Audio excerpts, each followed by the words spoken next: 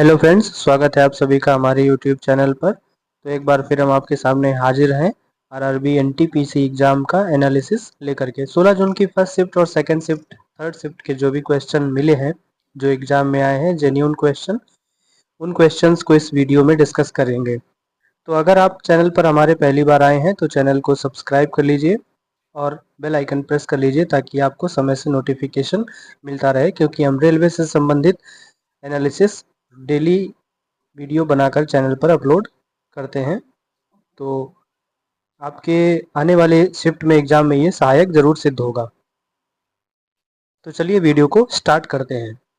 सबसे पहले देखते हैं पहला क्वेश्चन क्या था। सबसे पहला क्वेश्चन जो था, आरबीआई के नए डिप्टी गवर्नर कौन नियुक्त किए गए हैं। तो आरबीआई के नए डिप्टी गवर्नर इसी साल अप्रैल 2025 में पूनम गुप्ता को नियुक्त किया गया है और माइकल पात्रा का स्थान इन्होंने लिया है। माइकल पात्रा जो कि 2025 अप्रैल मार्च तक थे ये, तो इनका स्थान लिया है पूनम गुप्ता ने।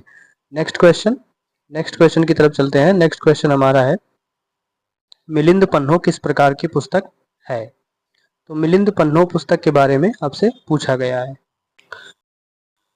तो मिलिंद पन्हो एक बौद्ध ग्रंथ है और इसमें राजा मिलिंद और बौद्ध भिक्षु नागसेन के बीच हुए संवादों का संग्रह है और इसको पाली भाषा में लिखा गया है। इसे थेरवाद बौद्ध धर्म के एक महत्वपूर्ण पाठ के रूप में जाना जाता है और यह पुस्तक 100 ईसा पूर्व से 200 ईसा पूर्व के बीच की मानी जाती है, यानी उस समय इसको लिखा गया था। तो मिलिंद पन्हो क्या है, एक बौद्ध ग्रंथ है। इसमें मिलिंद और नागसेन के बीच हुए संवादों का संग्रह है। तो चलते हैं नेक्स्ट क्वेश्चन की तरफ। नेक्स्ट क्वेश्चन है हमारा कि 2025 में बिहार में किसे मरणोपरांत पद्म भूषण प्रदान किया गया है। तो इसका आंसर हो जाएगा शारदा सिन्हा।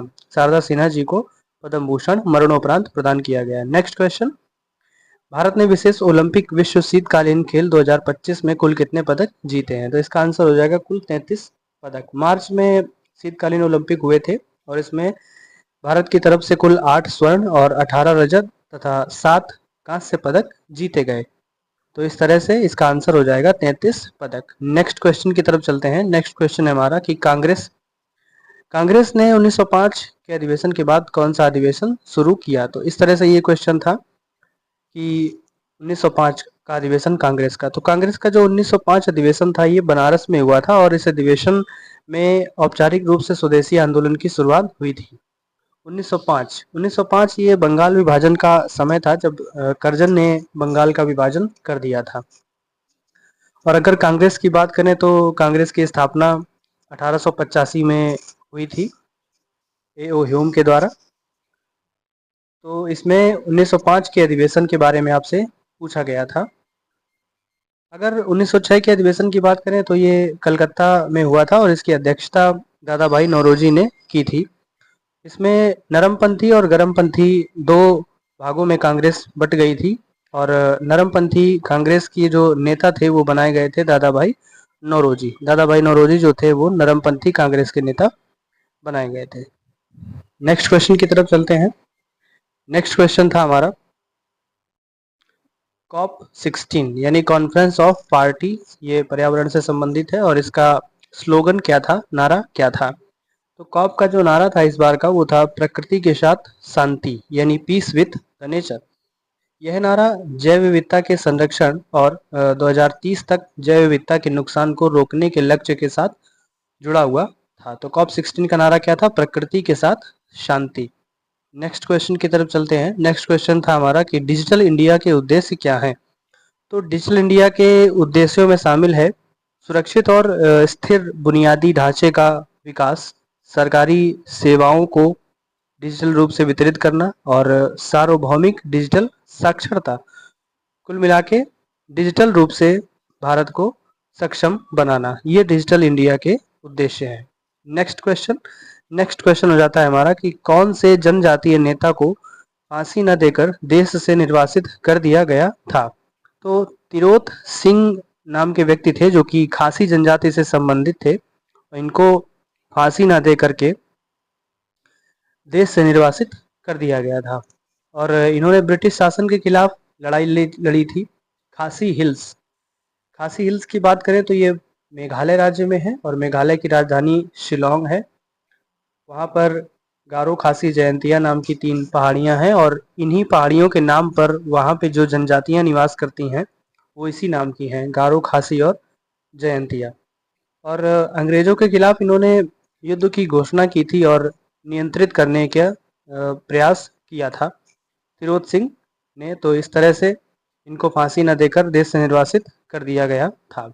नेक्स्ट क्वेश्चन की तरफ चलते हैं हम लोग। तो नेक्स्ट क्वेश्चन हो जाता है हमारा कि तत्व वाद्य यंत्र कौन से होते हैं।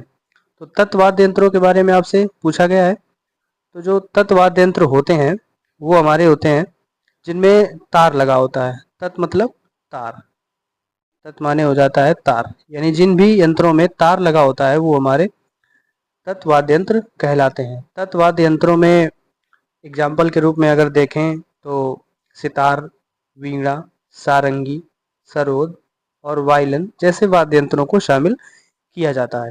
तो ये तत्व वाद्य यंत्र हो जाते हैं।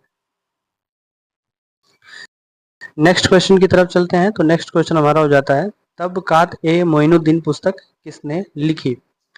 तो तबकात ए मोइनुद्दीन को तबकात ए नासिरी पुस्तक भी कहते हैं, इसी का नाम है।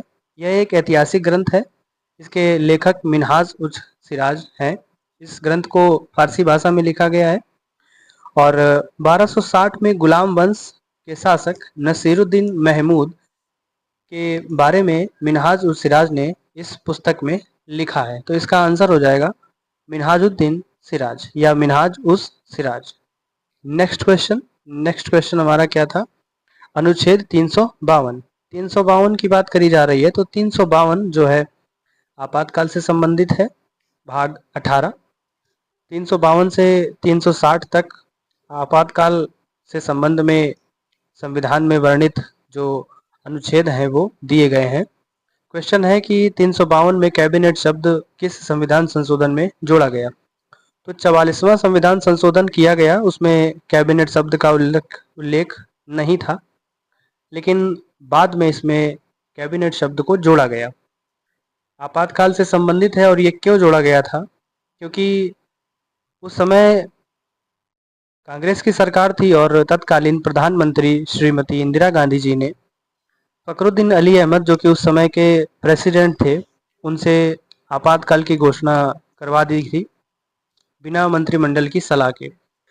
तो इसलिए ये संशोधन करना जरूरी था कि बिना मंत्रिमंडल की सलाह के राष्ट्रपति आपातकाल की घोषणा नहीं कर सकते हैं। तो इस तरह से 352(3) में ये जोड़ा गया कि आपातकाल की घोषणा राष्ट्रपति तब तक नहीं करेंगे जब तक कि केंद्रीय मंत्रिमंडल उन्हें लिखित रूप से सूचना नहीं दे देता, तब ही वो ऐसी घोषणा जारी कर सकते हैं।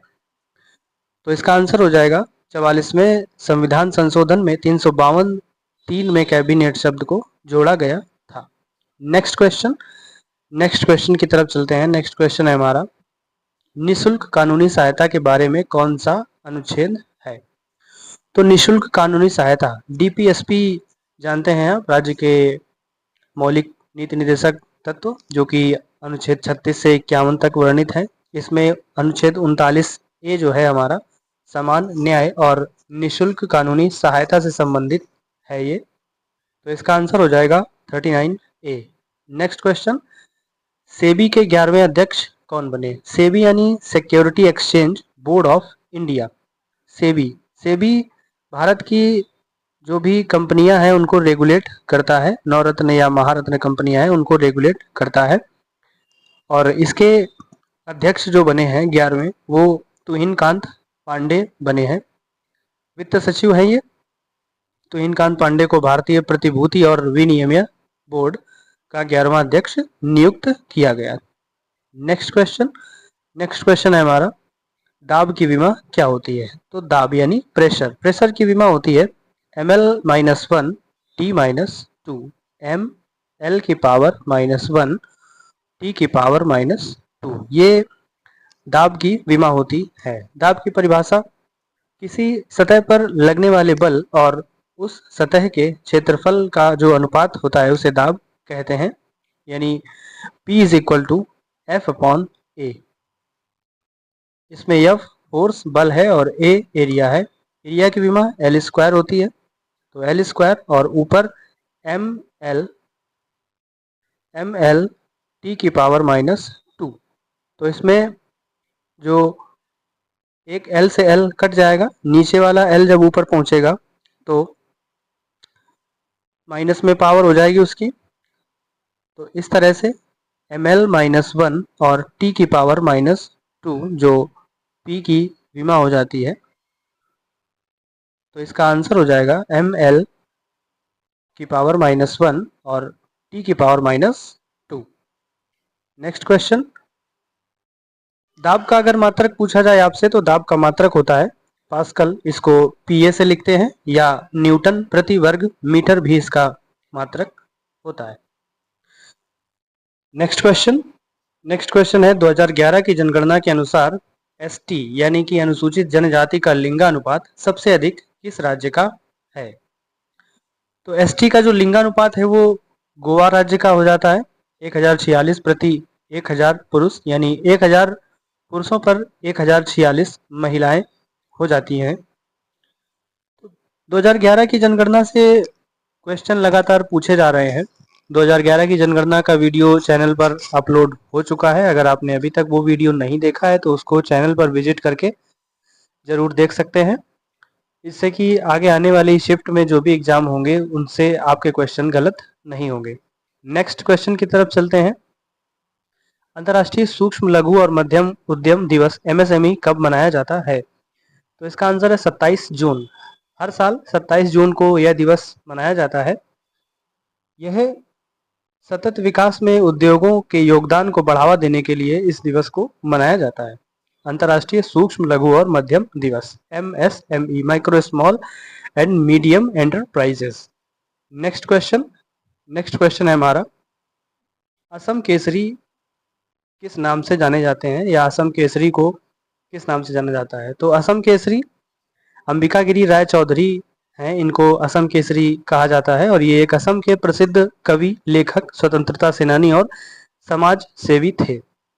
नेक्स्ट क्वेश्चन है हमारा, 101वां संविधान संशोधन किससे संबंधित है? तो 101 अमेंडमेंट 2016 में हुआ था, और ये जीएसटी से संबंधित है। और आर्टिकल की बात करें तो संविधान में अनुच्छेद 279A यानी कि 279A में इसको रखा गया है।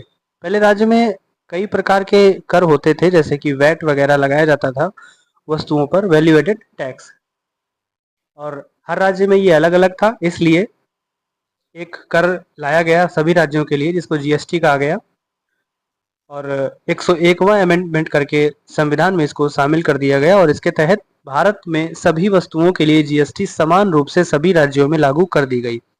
तो यह एक एकीकृत कराधान प्रणाली स्थापित हुई, जीएसटी, वस्तु एवं सेवा कर।